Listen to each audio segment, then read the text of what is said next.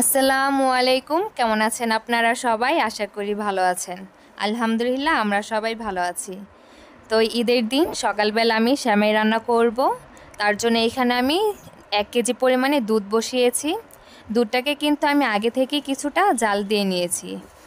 তো এখানে আবার সকাল সকাল নামাজের জন্য অ্যালাউন্স করছিল, আর বাইরে পাখির কিচিমিচির শব্দটা অনেক ভালো লাগছিল, আর সুন্দর ঠান্ডা হাওয়া বসছিল, ঠান্ডা বাতাস। তো এইখানে এখন আমি সেমাইয়ের জন্য দুধটা জাল দিয়ে নেব।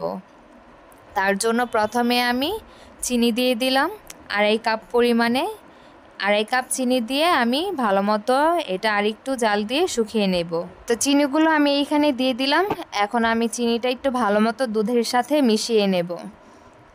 আর আমি 1 কেজি পরিমাণে কিন্তু দুধই নিয়েছি। দুধের মধ্যে আমি কিন্তু কোনো পানি ব্যবহার করিনি, কারণ পানি দেওয়ার পরে আবারও এটা শুকাও আর একটু বেশি সময় লাগে। তার জন্য আমি পানি ছাড়াই দুধটাকে একটু জাল দিয়ে শুকিয়ে নিয়েছি। তো আমার প্রায় কিন্তু দুধটা জাল দেওয়া হয়ে গেছে। তো আমি এখন একটা এলাচ দিয়ে দিলাম, মাঝখান দিয়ে একটু ফাটিয়ে দিয়েছি যেন একটু হালকা ফ্লেভার আসে, তার জন্য। তো আমার দুধটা হয়ে গেছে। এখন আমি এটাকে নামিয়ে দিলাম হালকা একটু ঠান্ডা হওয়ার জন্য।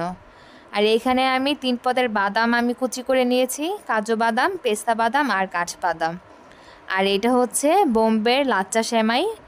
তো এই সেমাইটা দিয়ে রান্না করলেও কিন্তু এই দুধ সেমাইটা খেতে বেশি ভালো লাগে। আমি সবসময় এই সেমাইটাকে ঘি দিয়ে ভেজে নেই।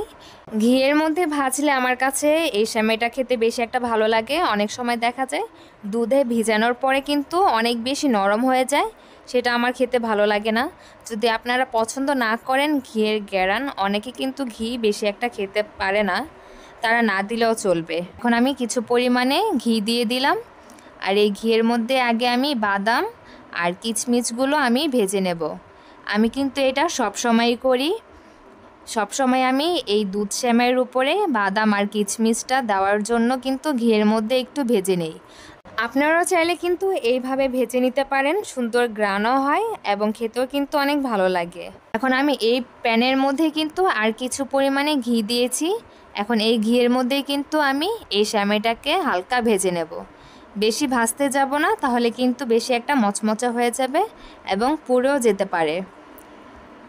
তো আমি একটু নেড়েচেড়ে ভেজে নিচ্ছি।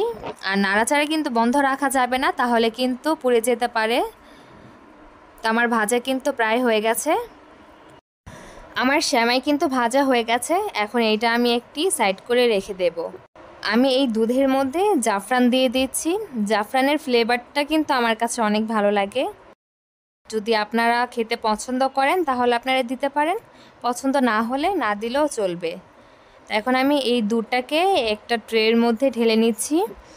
আপনি যে বাটি বা যেই ট্রের মধ্যে আপনারা সেমাইটা ভেজাবেন সেই পাত্রের মধ্যে দুধটা ঢেলে নেবেন। অনেকে আছে সেমাইটা আগে দিয়ে তারপরে দুধটা দেয়। তো যে যেভাবে পছন্দ হয় সেভাবেই কিন্তু ভিজিয়ে নিতে পারবেন। তো এখানে আমি দুধটা দিয়ে এর উপরে আমি অল্প অল্প করে সেমাই দিয়ে পুরোটা ছড়িয়ে দিচ্ছি। আমার যতটুকু পরিমাণে সেমাই প্রয়োজন হবে আমি সেই পরিমাণে সেমাইটা এখানে দিয়ে দেব। এখন আমি বাকি যে দুধটা আছে সেটা আমি উপর দিয়ে দিলাম। তো আমি এর উপরে কিছু পরিমাণে জাফরান দিয়ে দিয়েছি যেন দেখতে ভালো লাগে। তো এখন আমি উপরে আরেকটু জাফরানের রঙটা দিয়ে দিলাম। জাফরানের এই কালারটা কিন্তু অনেক বেশি সুন্দর হয়। তো আমি ভাজা যে বাদাম আর কিচমিচগুলো আমি ভেজে রেখেছিলাম, সেই ভাজা বাদাম কিচমিচগুলো কিন্তু আমি উপর দিয়ে সুন্দরভাবে ছিটিয়ে দিয়ে দিচ্ছি। তো দেখতেই পাচ্ছেন, দেখতে কিন্তু অসম্ভব সুন্দর লাগছে। চাইলে কিন্তু আপনারাও বাসায় এইভাবে তৈরি করে খেতে পারেন। তো আমি এখানে পায়েস রান্না করেছি। আমি পায়েসের উপর কিছুটা বাদাম আর কিচমিচ দিয়ে দিয়েছি, আর সাথে একটা পুডিং রেখেছি। তো কেমন হয়েছে আমার এই রান্নাবান্নাগুলো সেটা কিন্তু অবশ্যই কমেন্ট করে জানাবেন। আর দুপুরে আমি কিন্তু বেশি একটা আয়োজন করিনি, যেহেতু আমি বাসায় থাকবো না। আমি শর্টকাট হিসেবে গরুর মাংস আর পোলাও রান্না করেছি। আর আমরা দুপুরে খাওয়া দাওয়া করে আমার ভাসুরের বাড়িতে গিয়েছিলাম। সবাইকে ঈদের শুভেচ্ছা রইল। ভালো থাকবেন সবাই। আল্লাহ হাফেজ। আসসালামু আলাইকুম।